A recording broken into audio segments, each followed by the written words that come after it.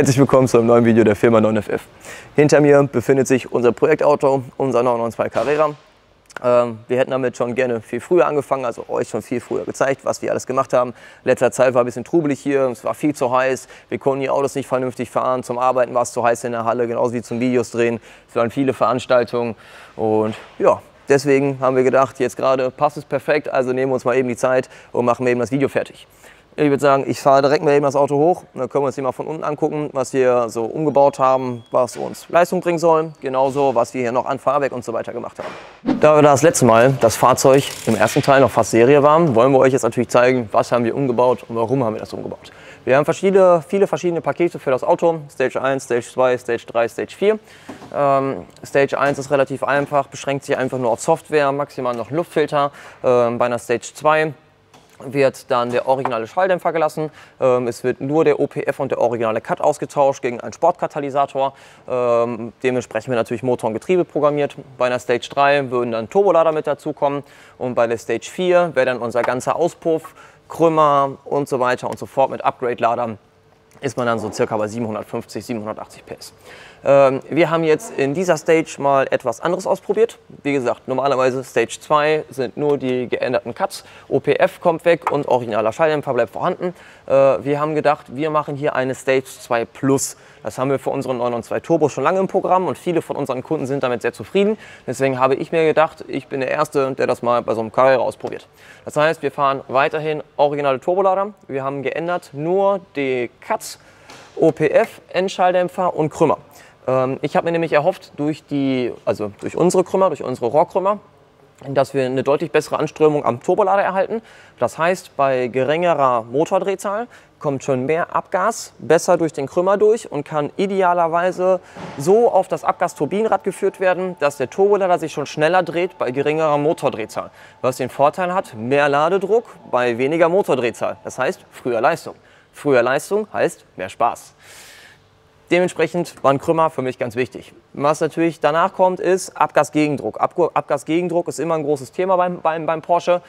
Viele fahren solche X-Pipes und sonstiges, was einfach eine absolute Vollkatastrophe ist dafür. Genauso wie der Serienauspuff, wo dann die Abgase hier rausgehen, harter 90-Grad-Knick in den Schalldämpfer. In dem Schalldämpfer ist dann quasi wie so eine Haarverbindung, kann man sich vorstellen. Das kommt von beiden Seiten zusammengelaufen, muss dann nach oben und muss dann nach rechts und links weg. Ja, das heißt natürlich, das Abgas trifft aufeinander, verwirbelt erstmal, muss dann nach oben und dann wird dann durch die Abgase, also durch die Endrohre rausgeführt. Ist nicht besonders gut, erhöht den Abgasgegendruck, abgesehen davon die Abgastemperatur, was wieder zum Nachteil hat, dass alles nach oben steigt und der Ladeluftkühler warm wird und man verliert wieder Leistung. So. Deswegen habe ich mir überlegt, ich probiere das mal nicht aus nur die Cuts zu machen, sondern ich mache einmal Krümmer und unseren ganzen Auspuff und gucke mal, wo die Reise so hingeht. In dem Fahrzeug fahren wir weiterhin originale Turbolader. Das war ein Basisfahrzeug 992 Carrera S, das heißt 450 PS Serie, die großen Carrera Turbolader. Es gibt ja zwei Ausführungen, den normalen Carrera mit 375 PS, der hat ein kleineres Abgasrad und eine kleinere Frischluftturbine und der GTS und der S haben schon den größeren Turbolader mit der größeren Abgasseite und der größeren Frischluftseite. Ich denke, dass wir jetzt in dieser Konfiguration Krümmer, Auspuff, Luftfilter, Serien-Turbolader, Programmierung, Motor und Getriebe so zwischen 650 und 680 PS liegen. Ich bin mit dem Auto 100/200 erstaunlicherweise 5,7 Sekunden gefahren, was ich unglaublich schnell finde. Das Serienauto, der normale Carrera, kein S, Base Carrera, fährt 100/200 10,2 und ein Carrera S fährt Serie 8,2. Das heißt, wir haben jetzt hier gute 2,5 Sekunden geholt, nur mit dem Auspuff, einem Krümmer und ein bisschen Programmierung, was ich sehr, sehr cool finde. Man muss dazu aber auch sagen, wir haben noch nie an einen Endkunden so viel Ladedruck programmiert wie bei diesem Auto, weil ich einfach für mich wissen wollte, wo ist wirklich das Limit. Wir haben es beim Kunden halt einfach nicht gemacht, weil ein Kundenauto möchte man einfach nicht kaputt machen. Der Kunde soll lange damit fahren und lange viel Spaß haben. Deswegen habe ich gesagt, ich probiere das aus, wenn es kaputt geht, ist es mein eigenes Pech. Wenn wir sehen, das funktioniert sehr, sehr gut, kann man das später an den Endkunden weitergeben. Wird sich dann über lange oder kurz zeigen. Wir haben jetzt am Wochenende eine Veranstaltung von Conti, da sind wir eingeladen beim Conti-Drom. Da wird mein Papa mal das Auto mal ein bisschen quälen, damit wir ein bisschen auf dem Conti-Drom fahren. Mal gucken, wie lange er das aushält und wie gut er das verpackt. Aber ich denke mal, mit unserem Suspension Upgrade, also mit den Federn und sonstigen Sachen, die wir hier gemacht haben, wird das mit Sicherheit sehr, sehr viel Spaß machen. Aber ich denke, das gucken wir uns jetzt mal eben noch an. So, nachdem wir gerade Leistung gezeigt haben, zeigen wir noch mal eben, was wir sonst noch im Auto umgebaut haben. Da wir schon seit vielen Jahren mit H&R zusammenarbeiten, war es für mich natürlich klar, ich werde hier natürlich im ersten Schritt wieder ein paar H&R Sachen einbauen. Ich habe hier nämlich ein paar Gewindefedern von H&R eingebaut. Es gibt Gewindefedern und normale Federn. Wir haben bisher immer nur die normalen Tieferlegungsfedern verbaut. Der Selim hatte mir ans Herz gelegt, ich sollte mal die Gewindefedern ausprobieren. Aus dem einfachen Grund, dass man zum Beispiel jetzt für eine Messe oder sonstige Veranstaltungen das Auto super tief schrauben kann. Sieht super geil aus. Für mich lag aber eher der Aspekt da drin, dass durch das Gewinde, was man hat quasi, durch die Gewindeadapter, dass man das Auto so von der Höhe einstellen kann, dass es auf der Lastwaage genau 50-50 Cross ist. Das heißt, man hat die Gewichtsverteilung genau so verteilt, dass das Auto ideal auf der Straße liegt. Was natürlich fürs Fahren genial ist, weil man natürlich die maximale Performance aus den Stoßdämpfern oder aus dem Setup rausholt, was hier aktuell verbaut ist. Wir haben natürlich in dem Zuge das Auto natürlich auch noch einmal neu vermessen. Die originalen Einstellwerte sind so für jedermann fahren, sag ich mal. Das heißt, das Auto neigt eher dazu zu untersteuern, ist sicherer für den Fahrer als übersteuern, weil die meisten wissen halt nicht, wie sie damit umgehen sollen. Und ja, also wir haben vorne Sturz relativ doll verändert. Ich fahre vorne jetzt ungefähr 2,5 Grad Sturz.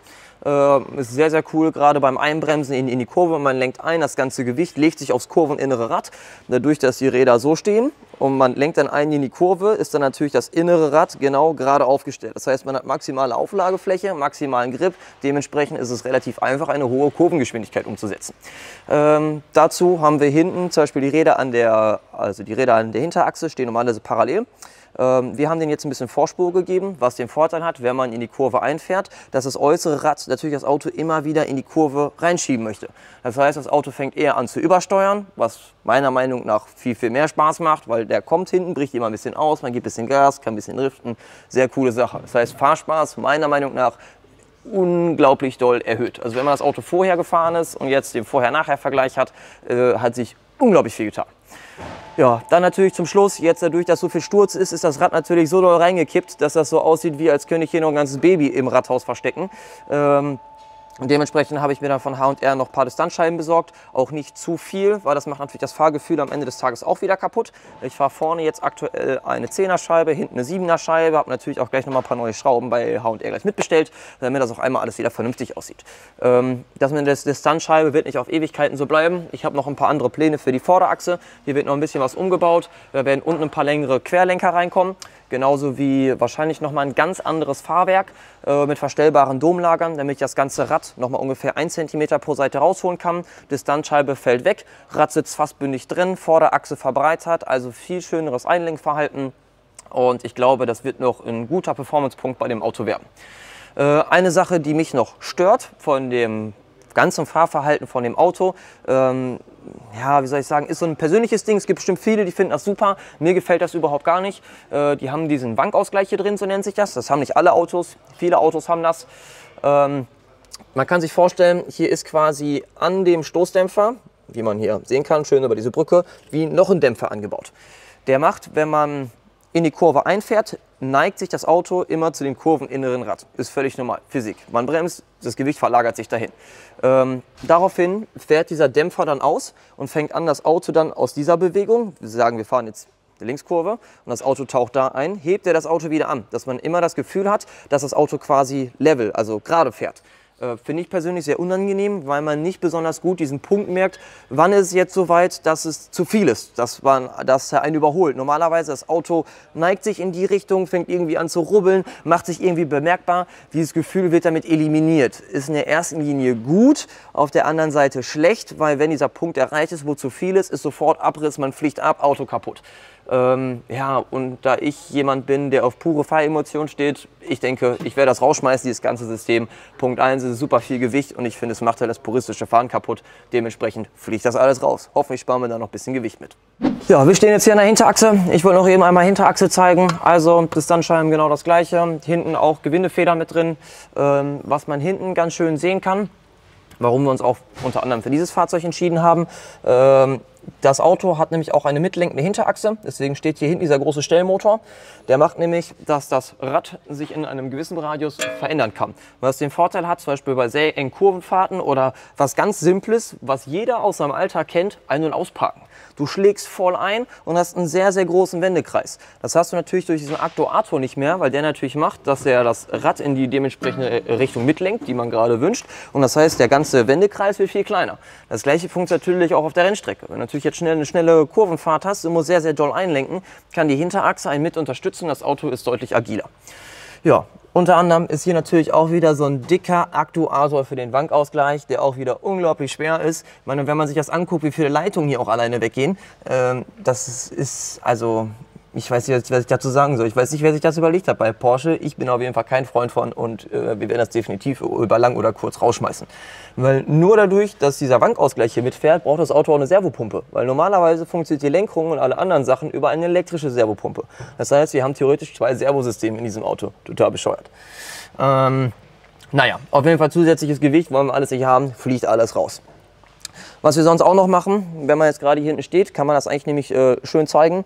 Hier ist nämlich noch die originale Ansaugung. Ich habe, wie gesagt, bisher nur Auspuff, Krümmer und Luftfilter umgebaut. Der Rest von dem Auto ist noch alles so original, wie es auch irgendwie nur geht. Im nächsten Schritt wollen wir nämlich die Ansaugung vergrößern und den Nadelluftkühler, einfach für bessere Kühlung und um deutlich mehr Luft zum Turbolader führen zu können. Und ich denke, damit werden wir dann wirklich ans maximale Limit von diesen Turboladern gehen und mal gucken, wie lange das funktioniert.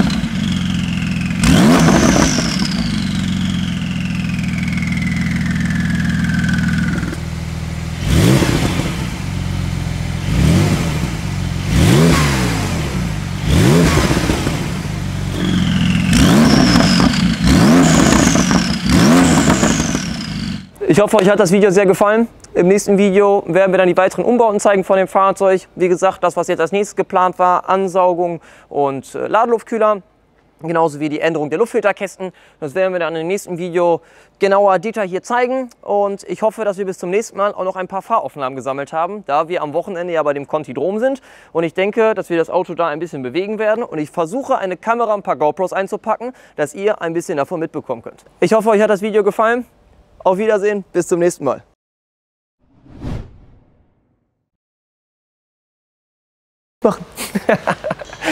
Herzlich willkommen zu einem neuen Video. Hey, was? Jetzt.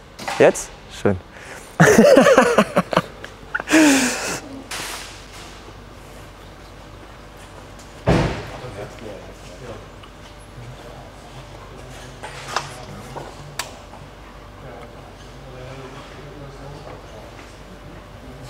Yes. Ja. Perfekt. Und wenn man jetzt natürlich gerade hohe Kurve... Ich bin wieder da. Hä? Willst du das nochmal machen fürs Auto? Soll ich da jetzt auch so rausgerannt kommen oder was? Hilfe?